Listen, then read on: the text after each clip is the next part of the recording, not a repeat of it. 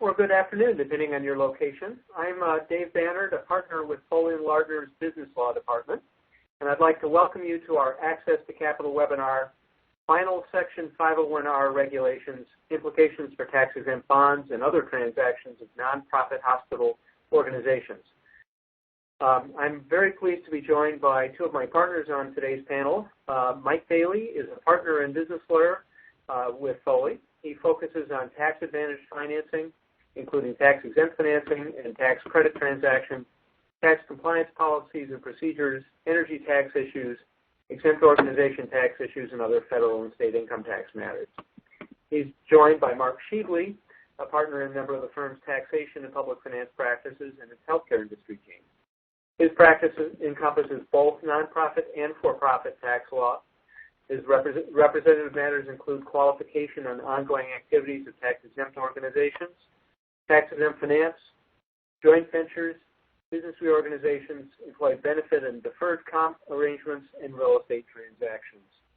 I'm also a member of the public finance practice and the airport services practice.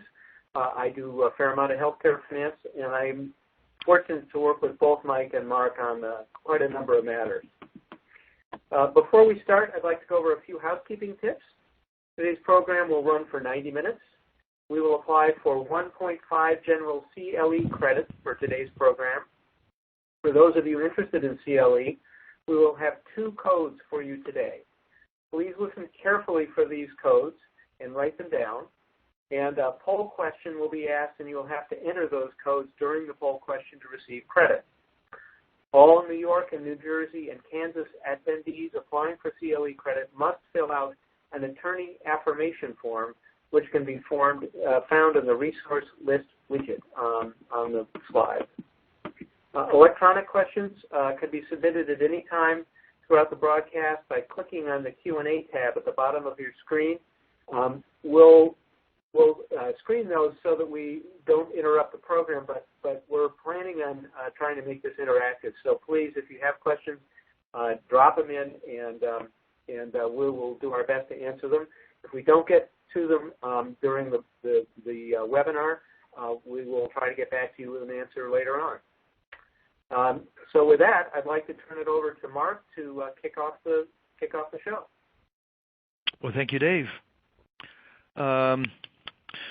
We are here today to talk about the final regulations under Code Section 501R. These regulations were published in final form in December 31 of 2014, and they are effective for taxable years beginning after December 29, 2015. So we're in the period in which hospitals have to establish procedures, practices, and other things that would permit them to comply with the new regulations. Now, the underlying code section 501R was enacted as part of the Affordable Care Act in 2010.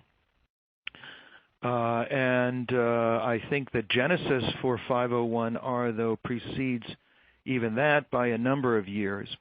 And I think it goes back to hearings conducted by Senator Grassley that kind of, and others, that kind of looked at the question, are hospitals, tax-exempt hospitals, doing enough to justify their tax exemption? And at the time, the standard for tax exemption for hospitals was the community benefit standard, basically just that a hospital had to operate in a manner that benefited the community. There was no charity care specifically that was a part of that, other than for emergency care. A hospital has to provide emergency care without regard to ability to pay. 501R really does not change the community benefit standard other than by adding to it, and I think maybe in the nature of putting some teeth into the community benefit standard in terms of more objective standards. 501R adds three components, and the first is doing a community needs assessment. And under the community benefit standard, it doesn't seem unreasonable to require a hospital to periodically take a look at the community that it's serving and see how well it's serving that community. Identify unmet healthcare needs and develop ways to go about better serving the community. Again, the Community Benefit Standard did not require any specific levels of charity care other than emergency response. The 501R does add or does modify that to some extent by now imposing a requirement that hospitals adopt a financial assistance policy. Interestingly, 501R does not mandate any specific levels of charity care or other financial assistance to people, but certainly implicit in the obligation to have a financial assistance policy is to provide some level of charity care. The financial assistance policy requirements of the final regulations also require hospitals to specifically provide for an emergency policy, that care is provided to all, regardless of ability to pay. Perhaps one, but again, no specific level of charity care is required under the financial assistance policy measures, other than that if a person qualifies under a hospital's financial assistance policy, that person cannot be charged after taking into account discounts or elements of free care, anything more than what the regulations define as amounts generally billed. And that is sort of an average of what a hospital gets from health insurers in providing care to beneficiaries of those payors.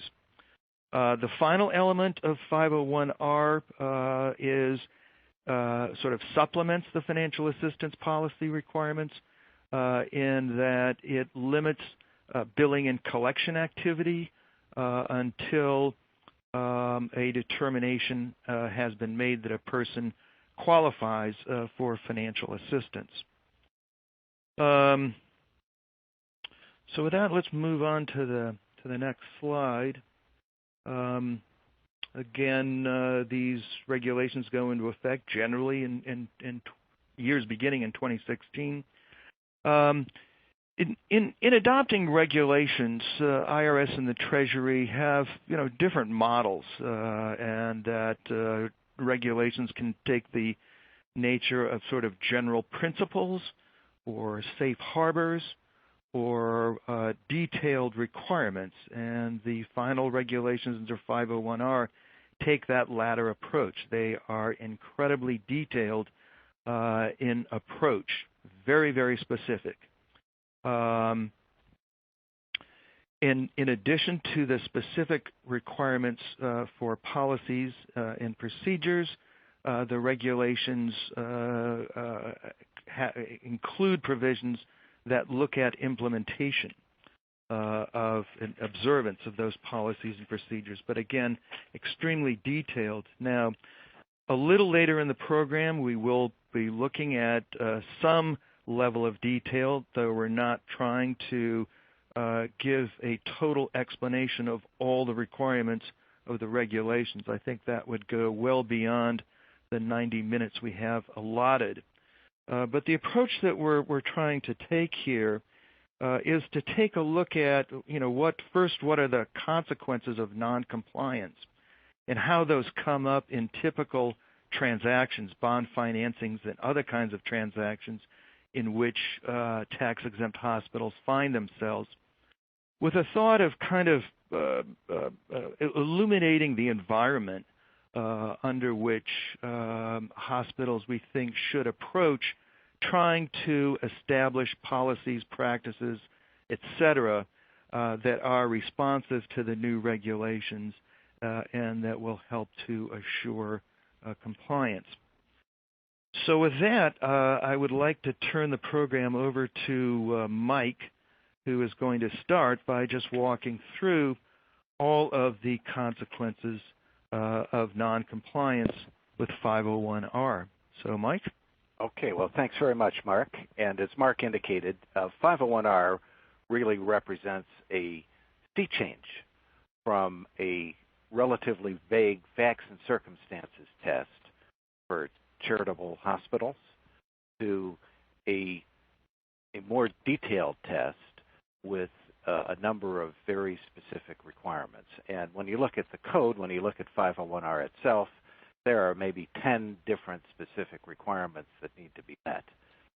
And the regulations really implement those 10 requirements by, for each one of them, having a number of additional detailed requirements in interpreting those. So one thing we're really doing with these final regulations is moving from 10 additional specific standards to maybe 80 specific standards because the regulations have such detail. And as Mark indicated, the regulations don't take generally a safe harbor approach, meaning if you follow certain procedures, you're deemed to be compliant, but if you don't follow those procedures, you're not necessarily bad. The regulations are prescriptive, and for the most part, they contain actual detailed requirements. Now, one interesting thing is currently, the proposed regulations that have been previously published in 2012 and 2013, and there have been other notices. There's basically been a 5-year period since enactment where the service has been rolling out this interpretive guidance. But right now, the proposed regulations and really the final regulations are effectively safe harbors, because if you meet them, you're okay. If you don't meet them, you're not necessarily bad, because for the most part, the final regulations don't apply yet. Beginning next year, there will be a series of very detailed prescriptive requirements. And one thing we like to talk about is what that's going to mean in the real world. And specifically now, when we know that many organizations are in the process of revising their policies and procedures in order to comply with 501R, what insights you can get from thinking through how this detailed prescriptive regime is actually going to work. So we'd like to start out with what the consequences are of noncompliance with 501R. And I think, when you think about it, the IRS took the approach of having mandatory prescriptive rules in these regulations rather than safe harbors. So if the IRS had just said, well, if you adopt certain policies and procedures, you widely publicize your financial assistance policy in a reasonable way, and here's different ways that are reasonable, there would be less need for these final regulations to sort of address in detail what happens if you meet them. But the fact that they contain all these various detailed requirements meant effectively the IRS couldn't have drafted this without having kind of a fail-safe mechanism or an approach which would indicate that minor levels of compliance, of noncompliance, could be dealt with and addressed, and basically there'd only be major consequences of noncompliance for major violations of the rules. So when you look at these regulations, they actually set forth a kind of 4 tiers of consequences if a hospital organization fails to meet the requirements. And one, the worst, of course, is revocation of 501c status. Below that, taxation of the revenues from a non-compliant hospital facility, even if the 501c3 status is not revoked. Beneath that, there's a provision that says for certain non-compliance that is not willful or egregious, there's a correction and disclosure mechanism under which certain types of violations can basically be self-corrected and technically not treated as violations at all. And then there are a set of rules for minor errors and omissions. And sort of the basic theme is that I think this is sort of like a pyramid. that the IRS probably expects that revocation of 501c3 status isn't going to happen that often, just in exceptional cases. They will probably more frequently actually tax the revenues from a non-compliant hospital facility. And then I think it can be expected there'll be many more of these corrections and disclosures that are made to correct violations. And then on top of that, there'll probably be many minor errors and omissions, and those will probably be the most common.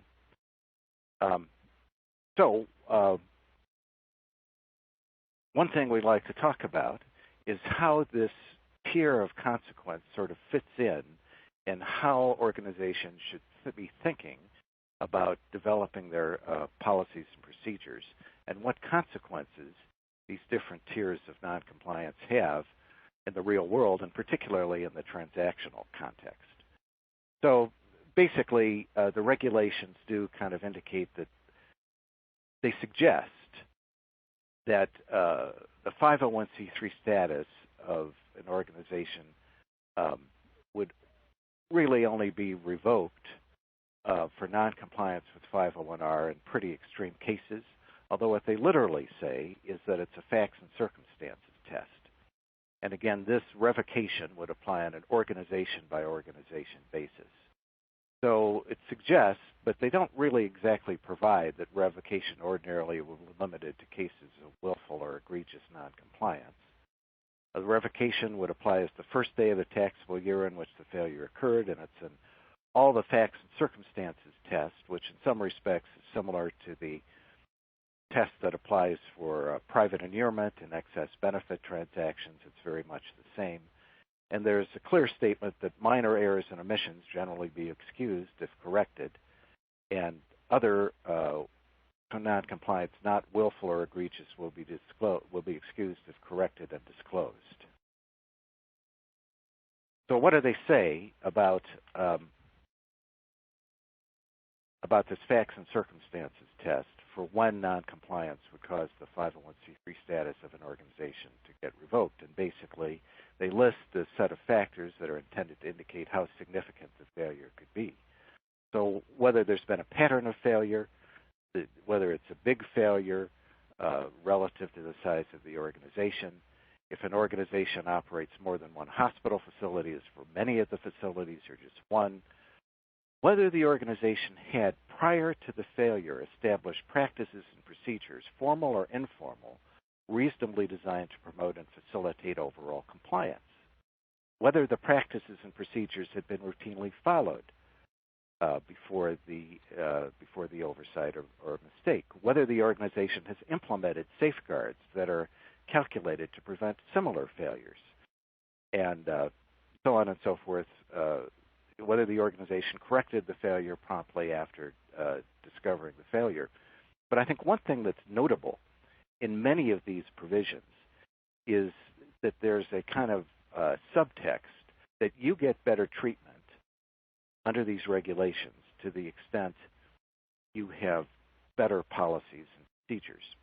So when I first looked at these regulations, I sort of wondered what they were talking about, because actually, in order to adopt policies that meet the bare minimum requirements of 501R, there probably have to be 80 different specific items in those policies that meet all of the requirements of the final regulations. So, I was wondering, well, what are they talking about in the regulations when they talk about adopting better or more complete practices and procedures? And what they're really talking about is adopting practices, for example, identifying who is responsible for different types of compliance with the specific rules. And that's not something that would necessarily be in the financial assistance policy itself. It would be sort of the underlying practices and procedures which would be implementing the financial assistance policies and the other requirements. So, as I indicated, the facts and circumstances test does sort of contemplate that these policies and procedures are important, and it also contemplates that a process for making refinements administer your policies and procedures on an ongoing basis may be prudent and advisable. So proceeding from there, the second level has to do with taxation of non-compliant hospital facilities. And when you think about this, it's really kind of an intermediate sanction that's created by these regulations. Because just for example, say a hospital organization operated 5 different hospital facilities. Generally, 501R compliance has to be met on a hospital facility by hospital facility basis. So say that one of those hospital facilities was non-compliant with these specific requirements. The regulations clearly contemplate that one consequence would be that the income from that particular facility would be subject to tax, even though the organization would still be treated as a 501c3 organization, and it would be subject to tax for the period of noncompliance. So the regulations kind of talk about the nature of this tax, and basically it's similar to UBIT, the unrelated business income tax, but it's different than UBIT. It's sort of like a parallel type of tax that would be in addition to UBIT that could be assessed against organizations. And thinking through how, if this tax was imposed, whether it would be better or worse than the imposition of UBIT is worth doing, because very likely, for a variety of reasons, it would be perceived as being much worse than the imposition just of the unrelated business income tax. So again, it's effectively an intermediate sanction, not unlike in concept the excess benefit transaction rules, which are intended to be an intermediate sanction for inurement, and it's created basically by the regulations. So we're going to talk about some of the consequences, if this ever happened, what the consequences would be in the real world. The standards for imposition, there's some implication that willful or egregious noncompliance would generally subject at least the hospital facility to taxation, but it could be imposed because of other instances of compliance. It clearly says minor errors and omissions are generally excused and corrected, and there's an implication that if there's some noncompliance that's not a minor error and omission, and it's not disclosed and corrected pursuant to the regime in these regulations, that a hospital facility probably would be subject to the tax. So, moving from there, what is this willful or egregious standard? Itself, because that's sort of the worst category, willful failure includes a failure due to gross negligence, reckless disregard, or willful neglect. So the willful standard is not just limited to intent to violate these requirements. It could also be basically just a reckless disregard or gross negligence kind of standard. Egregious are intended to include only very serious failures, taking into account the severity and impact number of affected persons. Problem is that both of these standards, willful or egregious, are both vague facts and circumstance tests, and there's no bright lines. And that observation about that the willful or egregious standard doesn't have bright lines does have a lot of significance for the next level of noncompliance, which Mark is going to discuss.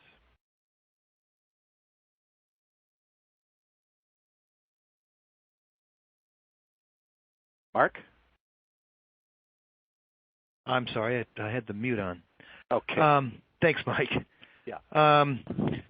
So Mike has gone over the first 2 levels of noncompliance, that being revocation and taxation of noncompliant facilities. I'm going to talk about the next 2, which are lesser degrees of noncompliance. And the first relates to noncompliance that is not willful or egregious. Will be excused if the hospital takes corrective action and discloses the fact of noncompliance and what it did to fix it. Obviously, again, owing to the uncertainty of the willful and egregious standard, there is some level of discomfort in disclosing that, in as much as disclosure obviously highlights the fact of noncompliance. A significant factor to note in that regard, though, is that the regulations do provide that while disclosure will not in and of itself indicate that noncompliance was not willful or egregious, it is a factor taken into account in making that determination. So you do get brownie points for the mere fact of disclosure. The nature of disclosure, how you make the disclosure, how you take corrective action, is under the regulations by and large to be provided by the IRS in subsequent revenue procedures. And with the promulgation of the final rules was a Revenue Procedure 2015-21, which does set forth the standards both for correction and disclosure. Correction, by and large, is as it sounds, that if you have a policy or practice that's non-compliant, you have to change that to make it compliant. Also, instituting other practices and procedures that are designed to prevent reoccurrence in the future is a part of correction. Disclosure under Rev Proc 2015-21 is by way of the organization's 990 for the year in which the failure is discovered. So implicit in that is while disclosure does need to be timely made, it will by definition be delayed in as much as an organization's 990 for a taxable year will be prepared and filed only after the close of the year. So there's a built-in delay factor there that when we get into some of the examples, produce some element of discomfort in and of itself, in as much as if a transaction is closing before an error has been corrected and, or at least maybe closed before the disclosure is made. There are also, as we'll get into later, maybe types of disclosure other than on the 990 that are appropriate. Under securities laws, disclosure may be appropriate outside of the 990 context, as well as correction may be facilitated by by disclosure through a website or something else. For example, correction not only involves amending policies, practices, etc., but also restoring any person who's been injured financially by the noncompliance to be restored to the same economic position they would have been in absent noncompliance. And the regulations are clear that you don't get the benefit of the statute of limitations. You have to go back to closed years for adverse financial consequences that occurred in those years.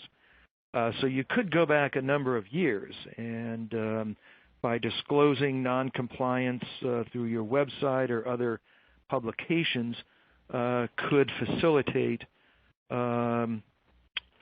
just the act of correction. The last area under the regulations of noncompliance are minor errors and omissions. While the previous category is in the element of excusing an act of noncompliance, minor errors and omissions under the regulations are not a violation of the rules in and of themselves, so long as correction is done. One thing to note there is that previous corrections of the same type of error or omission tend to show that the omission was not inadvertent, and that establishment of practices and procedures designed to prevent reoccurrence tend to show that there was not a lack of reasonable cause. I'd like to turn the program back to Mike now to go over some of the, let's call it the real-world consequences of noncompliance, and starting with tax-exempt bond compliance. Yes. So, Mike? Thank you, Mark. And I think, given the extraordinary level of detail of the regulations and the fact that most of the provisions in the regulations are requirements, not safe harbors, I think it can be expected that some degree of noncompliance will be fairly common. Obviously, every organization wants to comply completely, but when you really work through how these regulations work, I think it's prudent to think through what the consequences would be. And one theme we have is that generally you'll be better if you can be in the lowest tier of these levels of noncompliance. That is, if you have some noncompliance, you want to be able to make the strongest argument it's a minor error and omission. Or even if you can't do that, you want to be able to be comfortable that your noncompliance with some particular rule is something that can be remedied by disclosure in your Form 990 and correction. You can't do that even if there's some doubt. The next worst thing, it won't be good, but having the revenues of a particular facility taxed wouldn't be a good situation, but it would be far better than having 501c3 status revoked. So, what would be the consequences, at least say under the tax-exempt bond rules, of revocation? So revocation would basically require or cause all of the bonds benefiting that particular organization to be taxable. They'd be taxable technically from the date of issuance. It would also, almost all tax-exempt bond deals have covenants that the organization will preserve its 501c3 status, so that covenant would be breached. Possibly in that circumstance, you could enter into a closing agreement with the service, but there's no existing settlement standard for such a violation, and there could be a significant penalty factor to settle such a case. Indeed, service might require a payment of basically the taxes received by all of the holders of the affected bond. So clearly, that would be a catastrophic situation for most types of organization and something that should be avoided at all costs. The second level of a consequence of noncompliance, this taxation of noncompliant hospital facilities, is an interesting one because in many respects you might think it would happen more frequently or less infrequently than revocation of 501c status because it's in substance something like an intermediate sanction. So you could have a hospital organization taxed on one or more of its facilities for a period of time and still preserve its exempt status. And the regulations are very interesting in this regard, is they say if that happened, it would not by itself cause noncompliance with the tax-exempt bond rules. So that's a significant and very favorable provision in the regulations. But it would have a number of real practical consequences that would be quite serious. So even though it technically wouldn't cause the bonds to be taxable, it might possibly cause a breach of bond document covenants, depending on how they were worded. The imposition of the tax would likely be much more of a concern than the imposition of substantial unrelated business income tax, because the tax would basically be saying that a hospital facility didn't comply with these rules that are technically requirements for 501c status. And one way to look at it is that you might say that if this taxation is imposed against a hospital facility, it's almost like that organization would be in the penalty box or more suspect to scrutiny by the IRS with respect to its 501c status. So it would be like the first step, the first significant step, arguably, to revocation of 501c status, and we don't have any idea how the market would respond to that. And really, it would raise a lot of difficulties in completing transactions with organizations that had that. Make an unqualified opinion about 501c status more difficult, which are usually acquired in transactions. And possibly it also could have an adverse market effect on organizations in the marketplace, even though their bonds technically continue to be tax-exempt. The third consequence, basically, you find some violation and you can determine you can correct it in this disclosure and correction regime. And in light of the extreme detail of the regulations, I don't think it will be at all uncommon that there will be these disclosures made in the Form 990 and corrections made. And probably, again, with the sort of pyramid of consequence, this will be much more common than the IRS actually asserting or imposing that a hospital facility is subject to tax. As Mark indicated, the disclosure under the revenue procedure that was published this year indicated it should be in the Form 990 for the year it's disclosed. So the disclosure, the tax disclosure, will be delayed maybe a year or more, as typically is the case for when the Form 990 is actually filed. Any such disclosures will probably raise some questions for securities law purposes, weighing the facts and circumstances of materiality. Many of the disclosures made in the Form 990 would easily, I think, be treated as not material because they would clearly be sufficient to continue to comply with the regulations. But again, remember that the disclosure and correction regime only works if certain requirements are met. First of all, you have to get comfortable that the violation was not willful or egregious, and you also need to get comfortable about that it was made on a timely basis after it was discovered. And when you think about actual fact patterns, in some cases it might not be 100% certain that the violation you propose to correct by disclosure and correction necessarily meeting those standards. So disclosure will be more likely required in any case where there's any doubt about whether the disclosure and correction works as a self-remediation matter.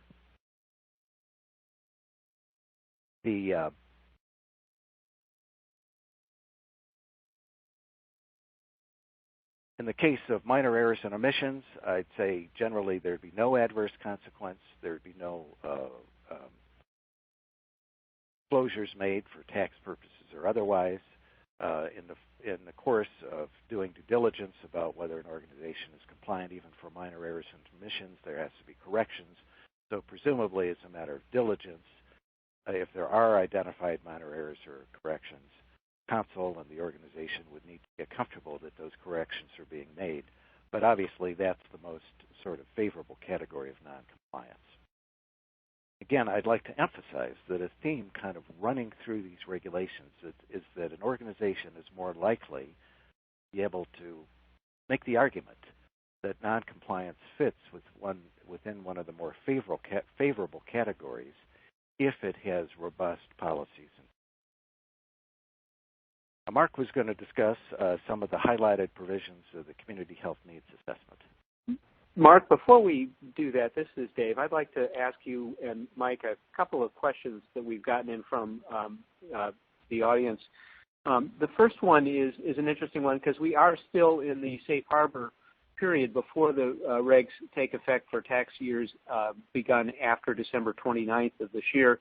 And so the question is, during the safe harbor period, if noncompliance is discovered, and let's just assume that it's not willful or egregious, is it okay to correct and comply going forward and not report?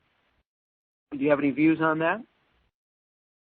Well, I think that the whole regime, the spirit of the guidance we have so far is that good faith compliance prior to the effective date of these regulations is sufficient.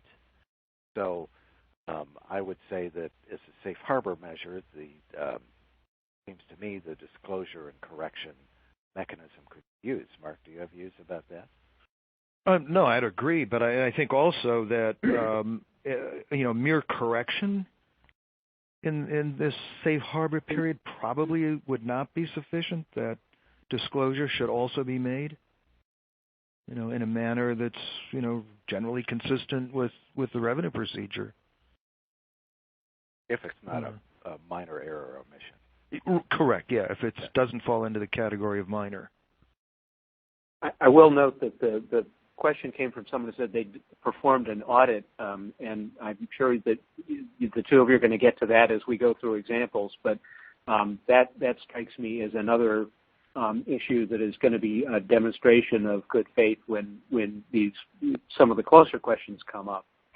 The other question was if you're in a hospital system and the hospital system itself runs into some problems, but do all of the hospitals have to be non-compliant to lose the organization's C3 status, or could you have such significant non-compliance at one or two of the hospitals in a larger system that the entire organization could lose its C3 status?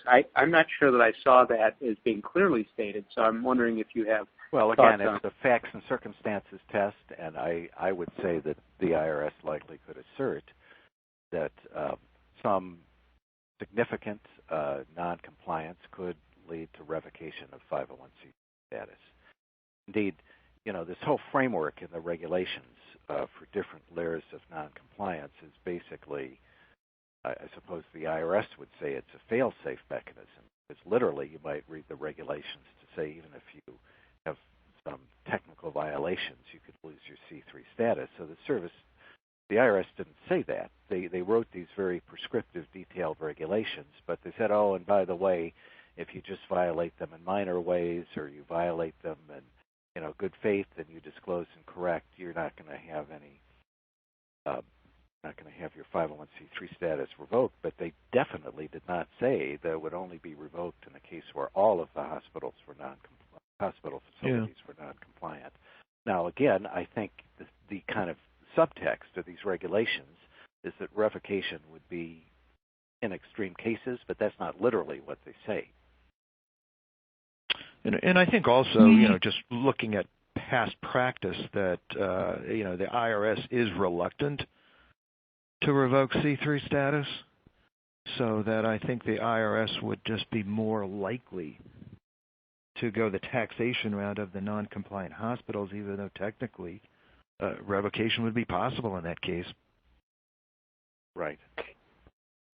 So now that I've interrupted, we're about at the 45-minute mark, just a little before, but I might as well take the opportunity to give the first code for those who need to write down a code for CLE.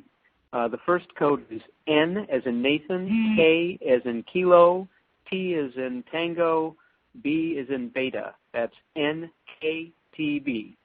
And let me turn it back to the panel. Thanks, Dave.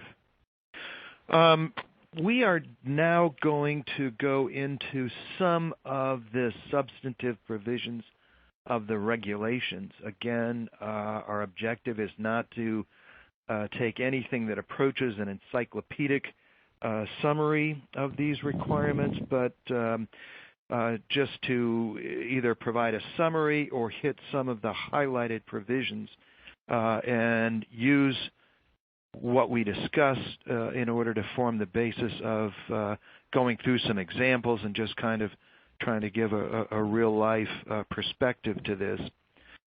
And the first area that we'll talk about is a community health needs assessment. And of the three areas that are covered by the regulations, the community health needs assessment is the least technical. In that, it breaks down into three components. An exempt hospital every 3 years, or at least once every 3 years, needs to perform a study of the community it serves. And that study must begin with a definition of what the community is, what the community being served is. The only more specific rules regarding that is that, except in very unusual circumstances, the definition of community cannot exclude sort of protected categories. That is, people who are medically underserved, low-income people, or minority populations. Once the community is defined, then the organization needs to go about identifying health needs of the community and prioritizing those. Now, in terms of what are health needs that should be identified, there's very little definition given in the regulations. There are some examples, such as barriers due to economic or cultural differences that prevent people from getting adequate health care, lack of preventative health care availability, poor nutrition, environmental factors that have an adverse effect on health. But again, no how to go about identifying community health needs other than by requiring that a hospital not do this on its own, but to seek advice from state and local health agencies, as well as members or representatives of these protected categories of the population being served. Once the study is done, then a report needs to be prepared. The report, the regulations on what the report has to contain are fairly detailed in the sense that you have to identify what information, what data was obtained, how it was obtained, what analysis was made of that information and data. You have to describe what input you got from governmental agencies or from other people that you interviewed or questioned about the need for community health needs. That report needs to be well publicized on a website, as well as having paper copies available. And then finally, after the report and within 5.5 months after the end of the year in which the report is prepared, the organization needs to prepare an implementation strategy whereby it looks at each of the community health needs that had been identified and described in the report in terms of how the organization is going to go about addressing those needs, what resources it intends to bring to bear on them, or alternatively, describe why it is not going to address those needs in terms of lack of reasonableness, infeasibility, those kinds of things. And all of this stuff also, I'll just point out now, needs to be disclosed in the 990. Move on to examples, and the first example is pretty much right out of the of RevProc 2015-12, in that a hospital adopts a CHNA report, an implementation plan, and then in a subsequent year, in the course of due diligence for a transaction, counsel discovers that the plan does not contain all of the elements required by the regulation. The hospital organization corrects the failure by preparing and adopting a modified report that's responsive to all the requirements of the regulations. So not particularly helpful in terms of, I think, real world situations. Probably a much harder case would be one where a report arguably does comply with all of the technical requirements, but that it is somewhat anemic, sort of something done just by going through the motions and not really a robust look at community health needs. Right.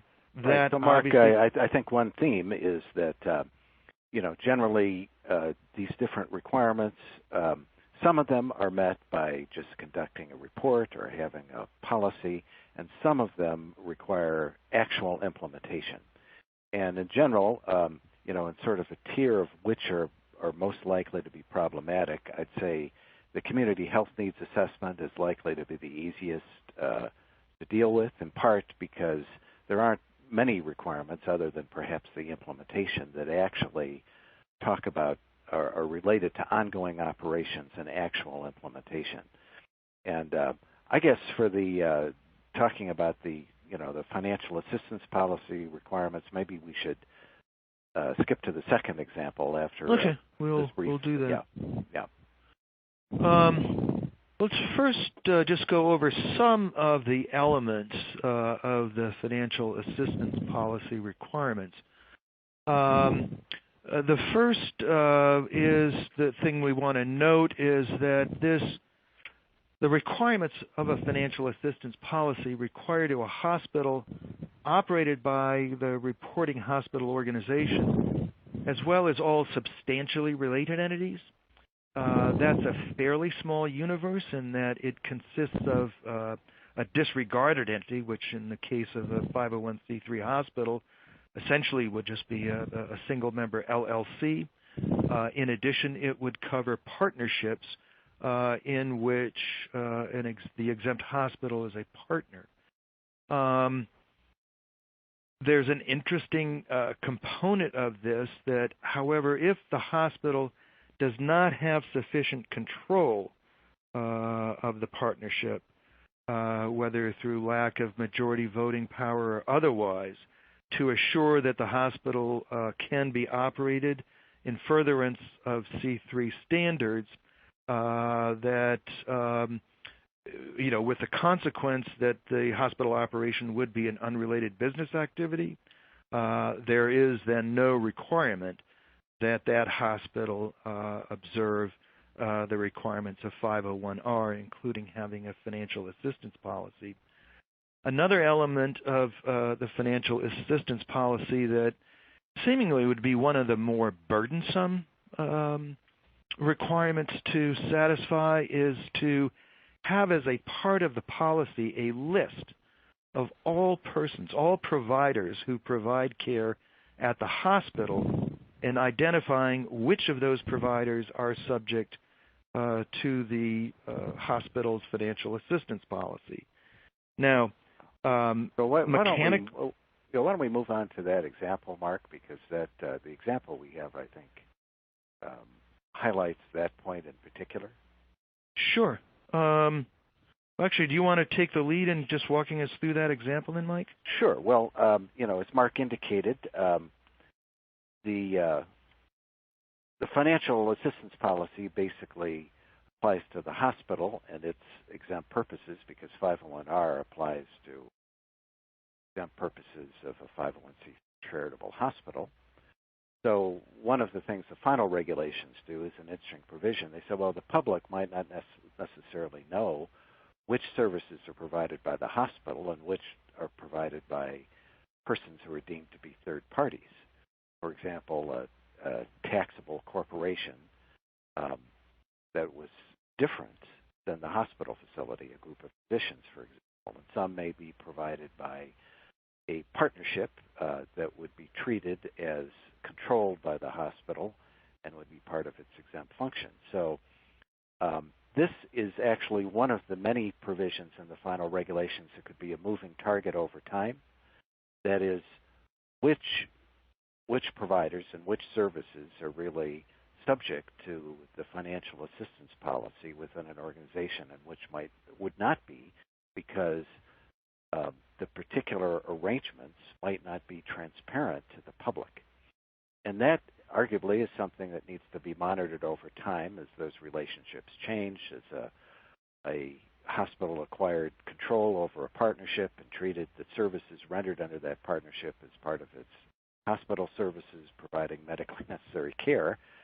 That's something that could change over time. It wouldn't necessarily be something that would you wouldn't comply with it just by having procedures on day one. So our example is, suppose that after adopting these policies, which say that they basically have to have policies to identify these substantially related entities and identify who within an organization is subject to the requirements. a hospital organization doesn't do it. And they acquire control of some organization which is providing medically necessary services within the hospital partnership, and they report it in their 990T as being exempt purpose income, so they treat it effectively as part of the hospital's functions. They've actually taken a position it's controlled of the hospital, and then in the course of a transaction in 2018, there's diligence being done, and the hospital or the outside counsel reviewing compliance determines that improperly the care provided by this entity wasn't listed in the financial assistance policy, and it wasn't treated as subject to the constraints of 501R. So what do you do? And hopefully, I think this would be an instance where it wouldn't be a minor error in omission. The hospital would probably take the view it needed to correct it by disclosing in its next Form 990, and first of all, disclose in Form 990 this occurred and how it was correcting it, and then it would have to actually go back and figure out how to correct it. And the question is, in a situation like that, would you be 100% confident that the disclosure and correction would protect your 501c3 status? And would the disclosure and correction need to be made before a transaction closed, where opinions have to be rendered and certifications provided? Would that possibly raise any disclosure issues for securities law purposes?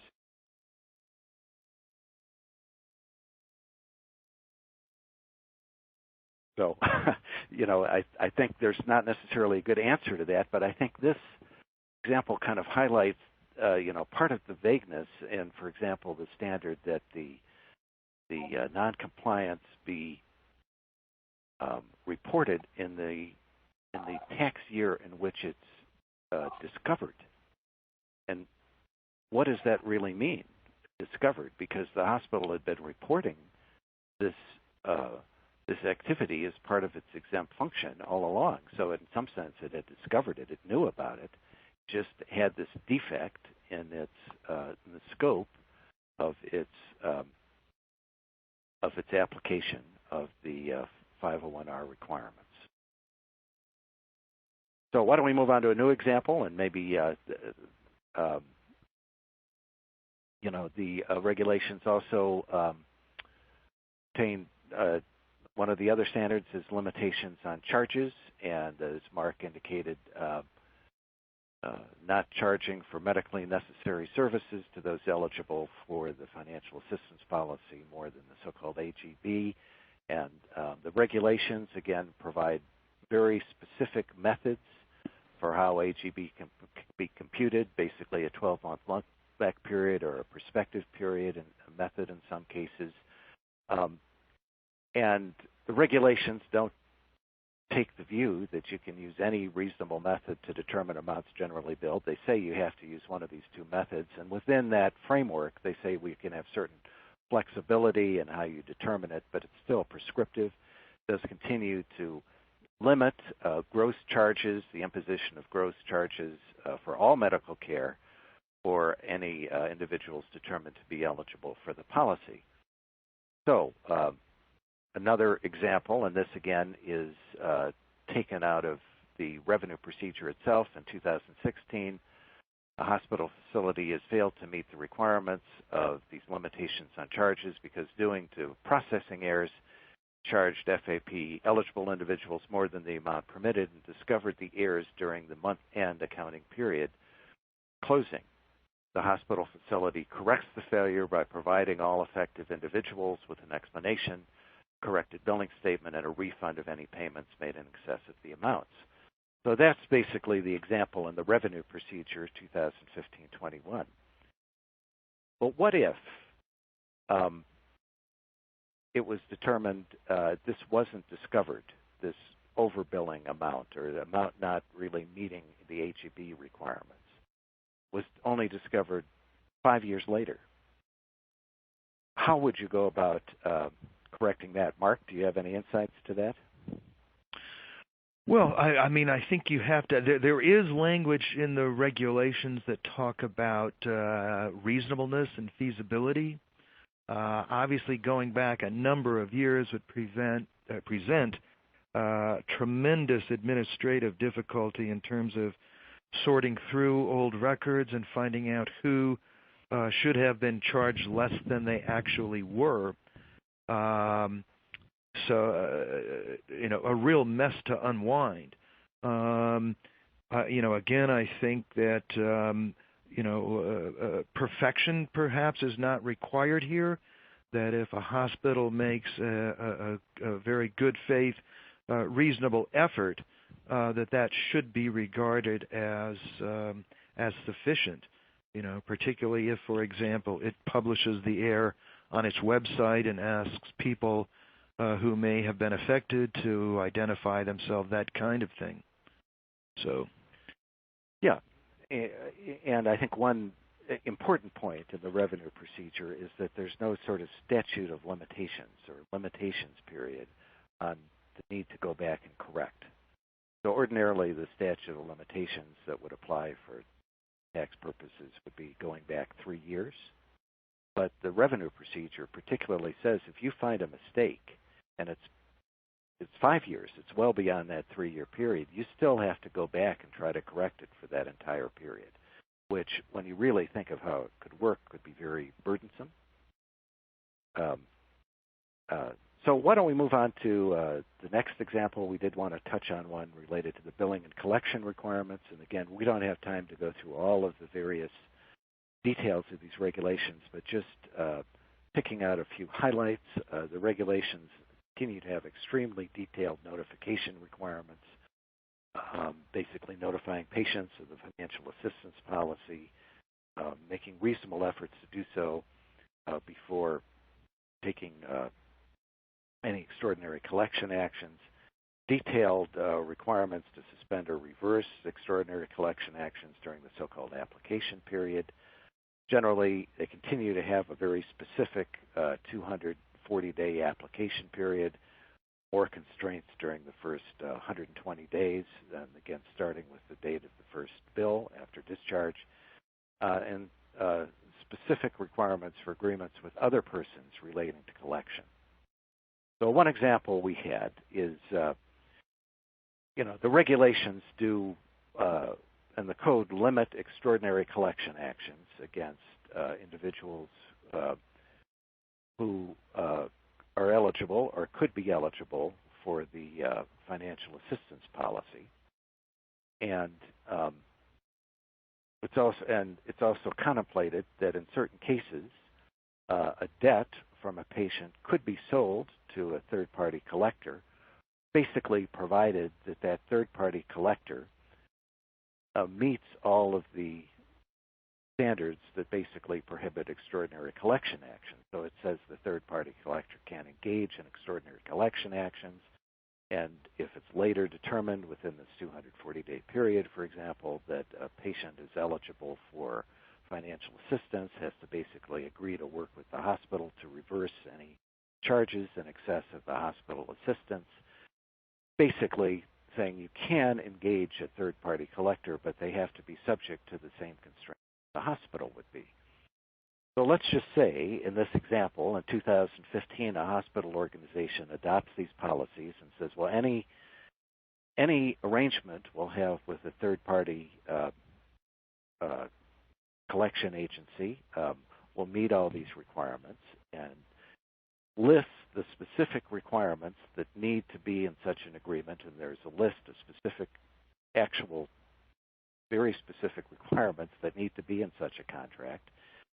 But in 2016, the organization has more than one of these, and in some of them, it gets all of these provisions in the contract, and in others, it doesn't.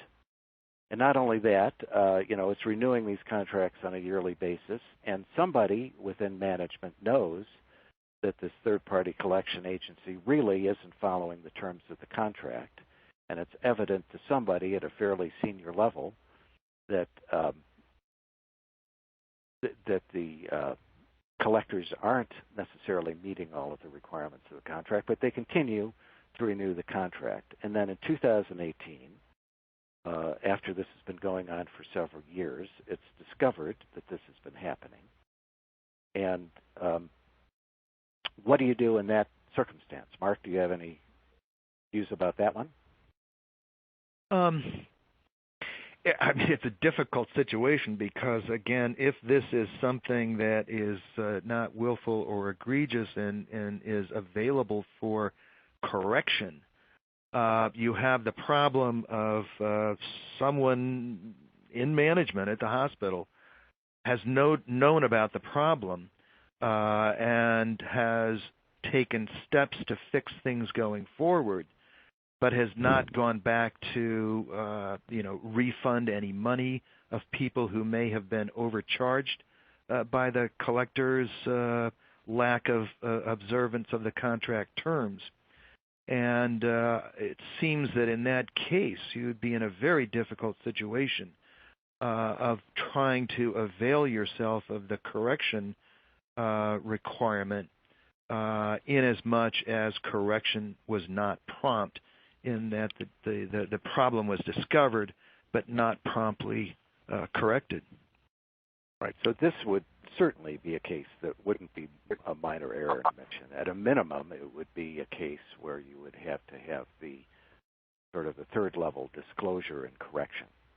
But the disclosure and correction, again, only works if it's not willful or egregious. And willful is defined not necessarily as just intent to violate the regulations. It's reckless disregard. You have some management that may have known about this, but they just disregarded it. And so, Mike, this is Dave. This is an example of a case where you might not have 100% certainty that the disclosure and correction necessarily was protective. And what do you do in that circumstance? So this is Dave. Mike, I'd like to jump in with a couple of thoughts on this, too. I think this demonstrates that one of the points that you and I have been talking about as we prepared for this, that when thinking about the policies and procedures going forward, it may be that while there is a very prescriptive list of requirements, it's worth thinking a little bit wider about what those look like and what the implications are. So one thought on this is that factoring some of your patient accounts receivable before you've gone through the analysis to determine whether or not they're eligible for assistance may not be a very good practice because of this distinct possibility. And second of all, building in some sort of an auditing function or a look back so that the hospital periodically reviews its policies and procedures and how it's complying with them so that it can catch these kinds of things and take care of them before you've got a potential problem where you're, arguably there is some willfulness under the current standard under the IRS standard for willful misconduct here. So right. that strikes me as that. Right. The other point is there is some ambiguity about what it means to discover when something's discovered, and if senior management has known about this, when is it really discovered? So, one thought is that, having some somewhat more robust practices and procedures to comply with these rules rather than just the bare minimum may also make it easier to take the position that some noncompliance isn't discovered until a later date when somebody who's identified as being ultimately responsible for this really gets notice of it. Because the revenue procedure says discovered, but it doesn't say discovered by who or at what level within an organization. And it's possible that these procedures can be drafted in a manner that sort of helps with that question as well. Dave, one thing we were talking about is, whether any of these tax disclosures, which will need to be made in the 990, which will generally be a year after or more after they've actually been discovered, also could give rise to a need to disclose for securities law purposes. Because at least all organizations issuing tax-exempt bonds on a public market have continuing disclosure requirements, and those continuing disclosure requirements refer to disclosing basically a material tax event. And certainly the revocation of 501c status or a threatened determination by the service to do so would give rise to such securities law disclosure obligation, not just the tax disclosure obligation. Well, what about this one? What's your reaction to this one in terms of this is a great example of the kind of catch-22 that I think that this disclosure regime in your 990 puts an organization in with respect to securities law disclosure, because certainly for new market disclosure, if you're producing an official statement and you had a situation like this and you knew you were going to be disclosing this failure in your Form 990, I think that a lot of counsel would want to give serious consideration to including some sort of disclosure about the failure in the official statement, as well as the steps taken to remedy it. And as we've been discussing, part of the problem is that with the ambiguity about what the standard is for imposition of tax, because it is a kind of a vague facts and circumstances test, that really does then kind of heighten the it kind of heightens the disclosure in terms of raising the issue with the IRS, but it also creates an ambiguity for investors, which is going to be a difficult issue to work through, both for borrowers' counsel as well as for underwriters' counsel. Right, and one point I'd also make about the different types of requirements and which are more likely to be problematic. In the big picture, I think that it's more likely that the noncompliance with the billing and correction requirements will be the most problematic. Sort of in a middle category is noncompliance with the financial assistance policies, and the least problematic likely to be the community health needs assessment. Now, maybe I'll be proved wrong in that, but one of the reasons I say that is because many of the requirements for billing and collection really refer to what you actually do.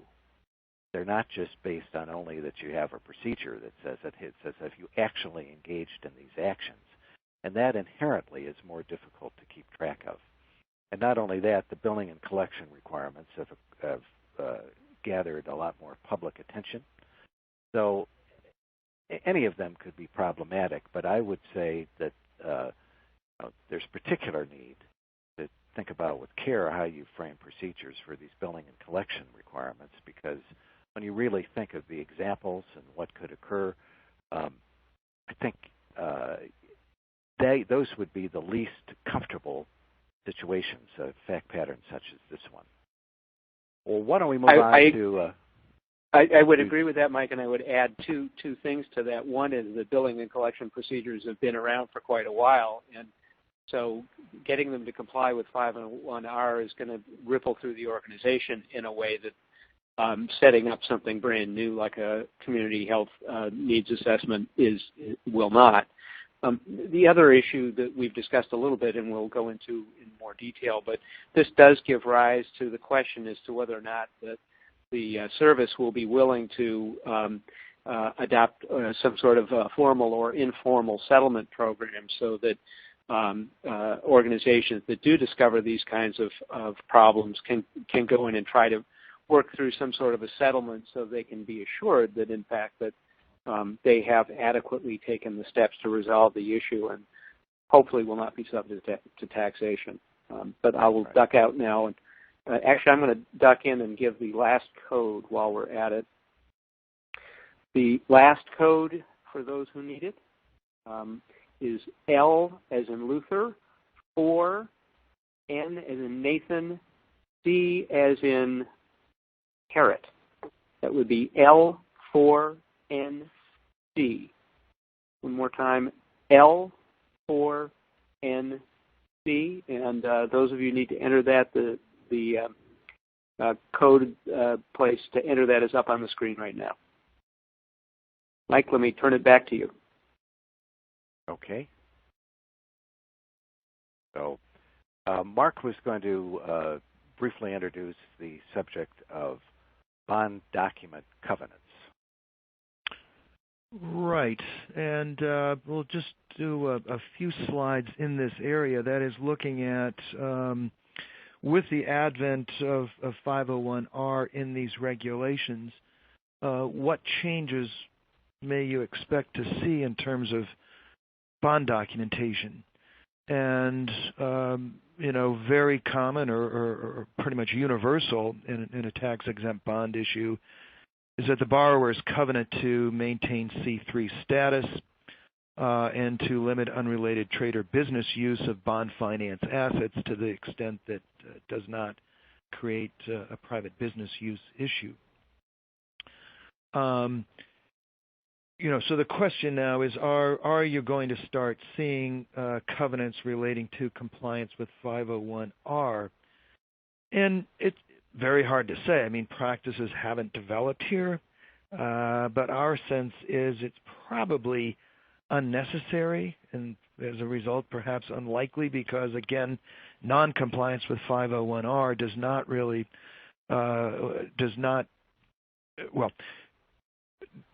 necessarily result in a violation of 501c3. And that the standard 501c3 covenant should remain, the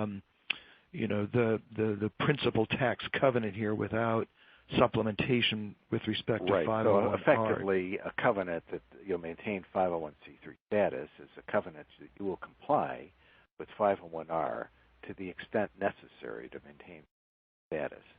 But it's not necessarily a covenant that you will comply with 501R to the extent necessary to avoid having this hospital facility income taxed. And I think that's one problem with covenants related to complying with 501R. It's that it's not clear sort of what level of consequence you'd be talking about. So effectively, already the 501c3 covenant that you agree to be a 501c3 organization basically already says you comply to 501R, but at least to the extent so you won't have 501c3 status revoked.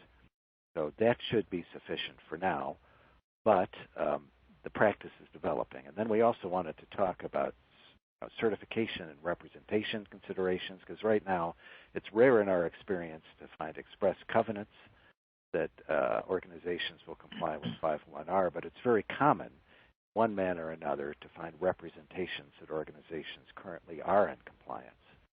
And those often occur in tax agreements that reference 501R.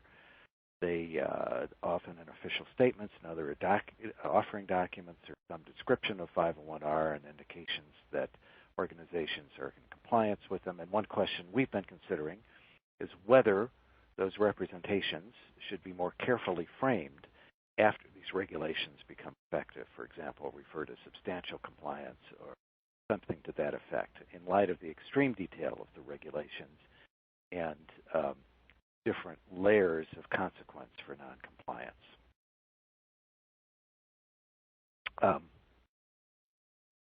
And also, in light of these, the regime to make these tax disclosures, which we expect will be fairly common, certainly more common than imposition of the hospital facility tax or revocation of secret status, this whole process that we're embarking on of having these disclosures being made in the corrective action is going to raise more and more questions about whether any of those need to be disclosed in official statements or on an ongoing basis.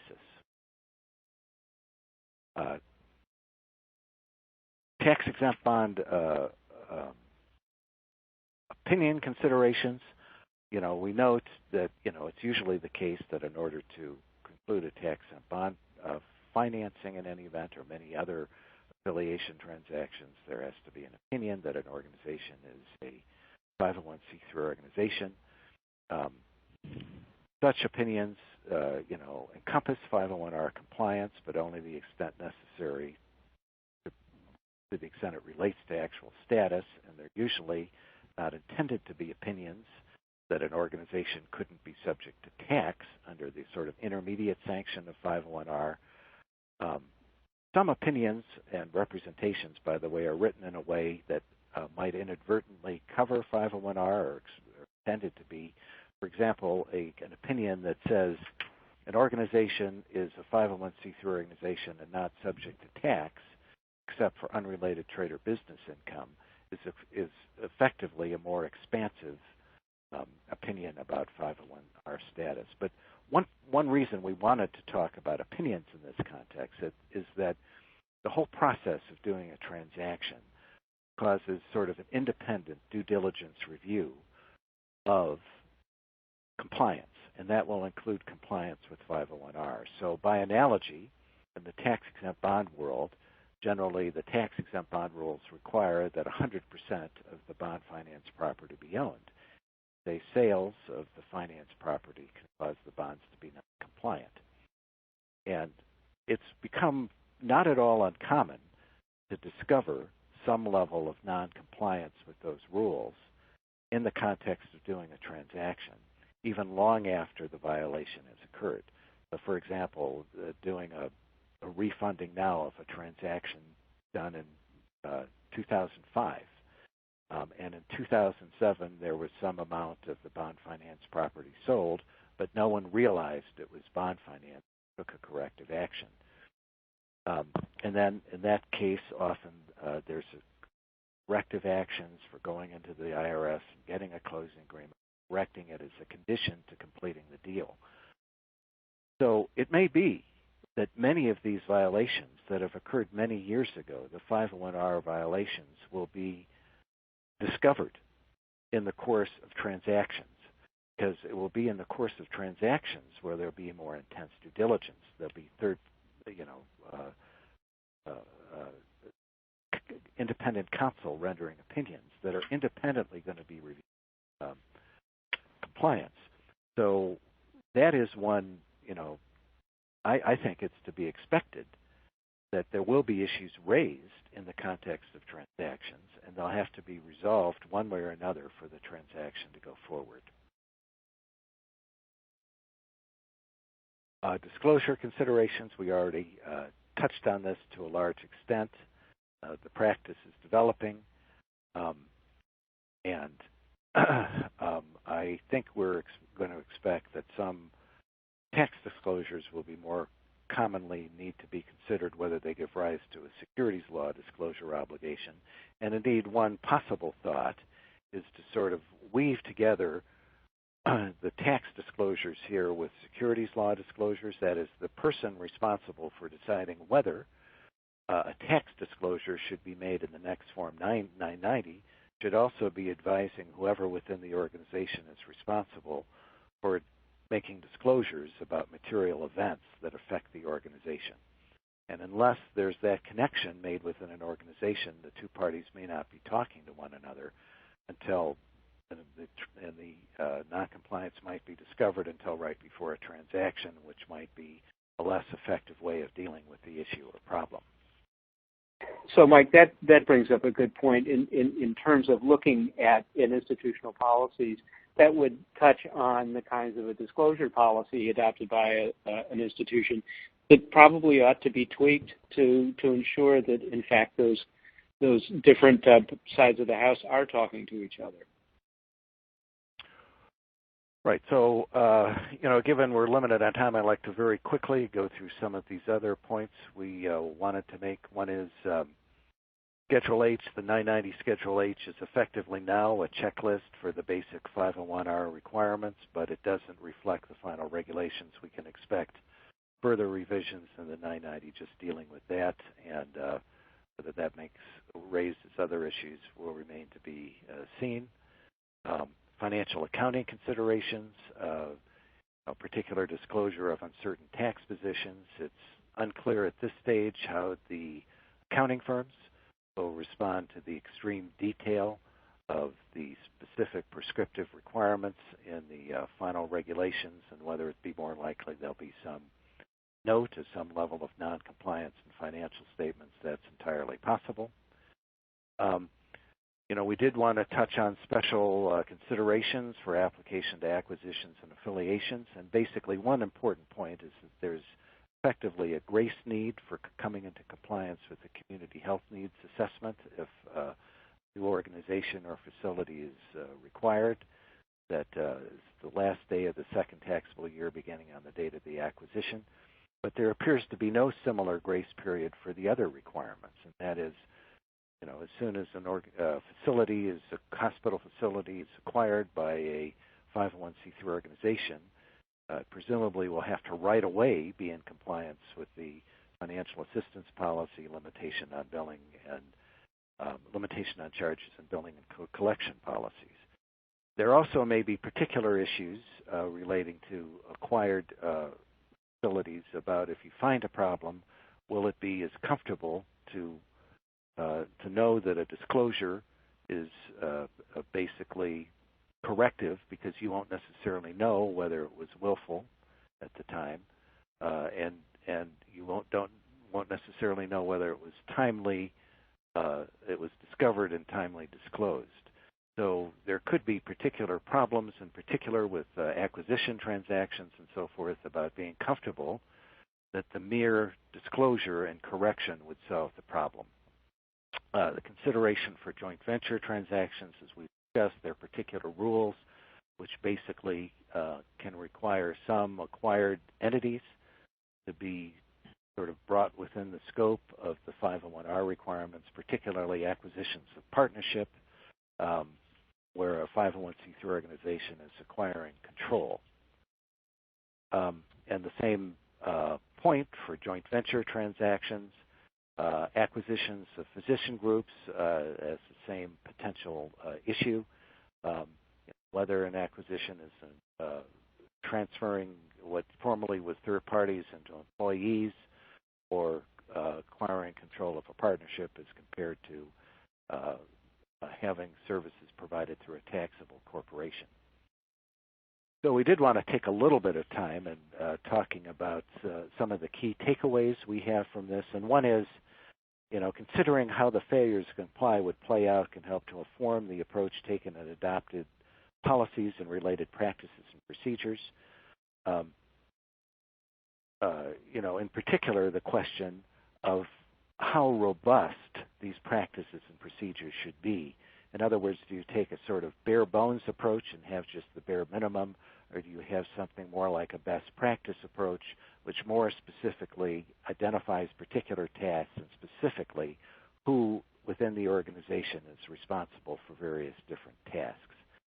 And one reason, and that's just a policy decision of any organization, what level of detail they want to use, but one reason to have the more robust policies and procedures is that it may make it easier to fall within the more favorable category of noncompliance. It may make it easier to determine that a violation is a minor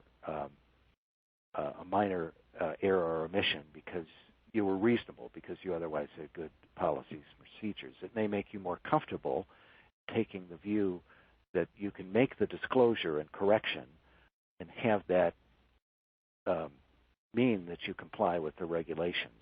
It may make it less likely that any sort of more serious violation would result in revocation of exempt status. So I do think, just as a general framework matter, that would be the reason to have more robust policies.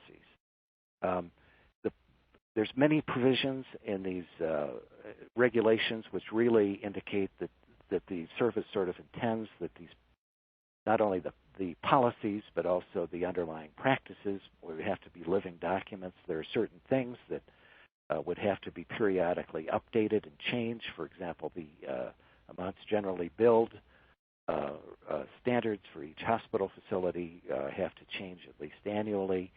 There will be different lists of who is subject to the policies for any particular organization that moves forward, and so on and so forth. And not only that, the service has sort of indicated that one helpful factor is you find a problem, you go in and correct or improve your practices so it wouldn't happen again. So thinking about these policies as having a living component, I think, is part of the spirit of what these regulations are talking about. In light of the extreme detail, I think some types of noncompliance are not going to be uncommon. The basic question would be, which tier do you fit within? even if the noncompliance doesn't arise to the level of revoking 501c3 status, the noncompliance could still raise difficult tax-exempt bond and other transactional issues, including difficult disclosure issues and difficult issues relating to concluding transactions.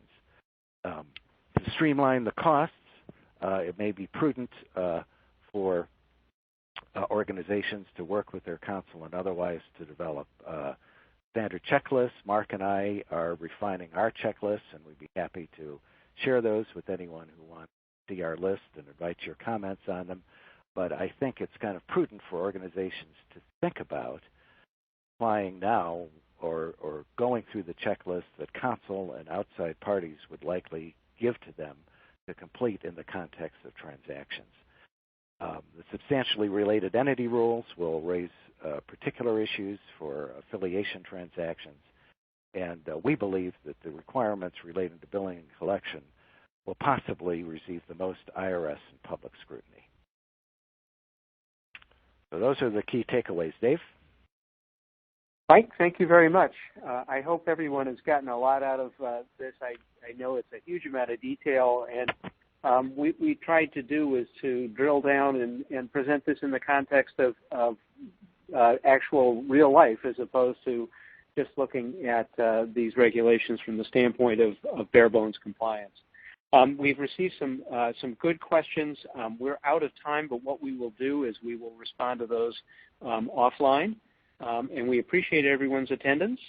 We hope you'll tune in for our next webinar, which will be on the roles and responsibilities of directors and officers in acquisition transactions. That should be coming up pretty soon, and we will send notices out to everyone. So thank you for joining us, and that's the end of our webinar.